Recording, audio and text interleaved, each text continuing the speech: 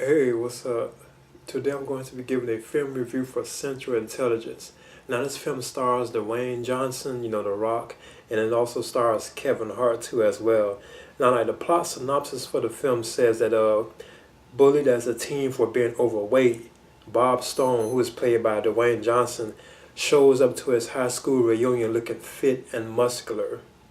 While there, he finds Calvin Joyner, who is played by Kevin Hart, a fast-talking accountant who misses his glory days as a popular athlete. Stone is now a lethal CIA agent who needs Calvin's number of skills to help him save the compromised U.S. spy satellite system. Now, together, the former classmate encounters shootouts, espionage, and double crosses while trying to prevent worldwide chaos.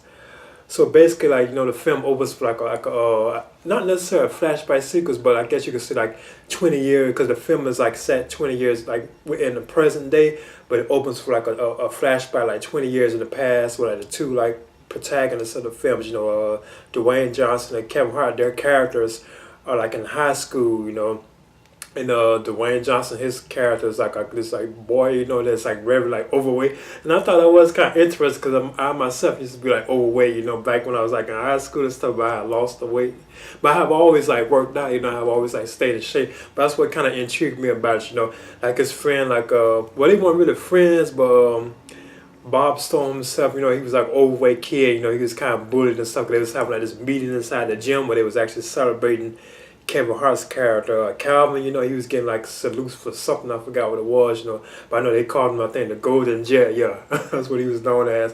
Was like the Golden Jet at his high school. Well, he actually like the Rock is like he's like taking a shower. Dwayne Johnson, his character Bob Stone, he's taking like a shower and stuff and everything.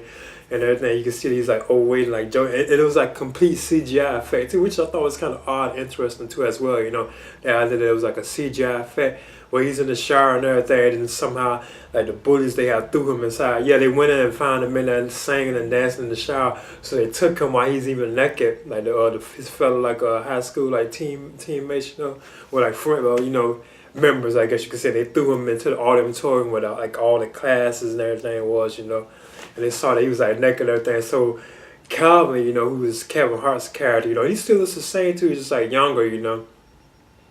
I kind of got feel they probably did like a CGI effect with him too. I'm not sure.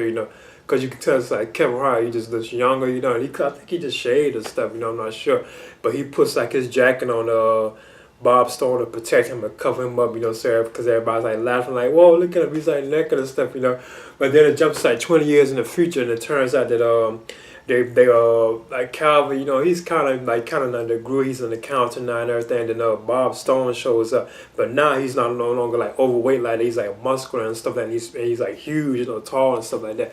So he shows up and he needs Calvin's number skills as an accountant, to help them prevent like a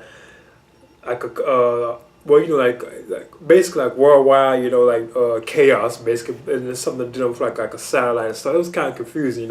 But I thought this was I thought this was an okay film. It wasn't too great. I thought it was okay. It wasn't too bad.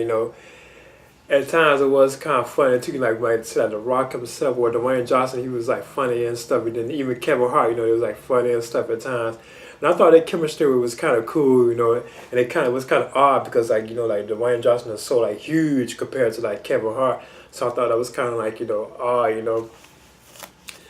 But then I thought this was okay. Now another thing I thought was kind of cool about the film, it was like the musical like soundtrack for the film. Basically, it had like a lot of music from like the late 90s and stuff that I'm like a big fan of. It's kind of the era I really kind of grew up in, like with music. When I was really at my peak, kind of with like listening to music a lot, cause like like hip hop and like R&B. So they were playing like a lot of songs from that era that I thought was cool. So I thought the soundtrack for the film was like superb, not superb, but like it was cool. I knew a lot of the songs on it. Plus they had like modern songs too on that, like from today's like music. Excuse me, like some of the songs those were on there too as well. I thought like the soundtrack for the film was pretty cool. Now you have other characters in the film too. You have an agent Pamela Harris. I thought she was kind of interesting. She's played by Amy Ryan.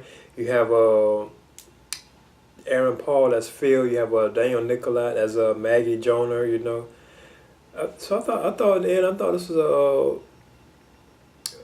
okay film. You know, it wasn't too great. It was all right. You know, but like I said, just you know, what I'm saying it was kind of like confusing at times. Then you know, like then again, you know, like how could it be doing, you know, stuff like that? How could it be doing this, you know, and everything like that, you know?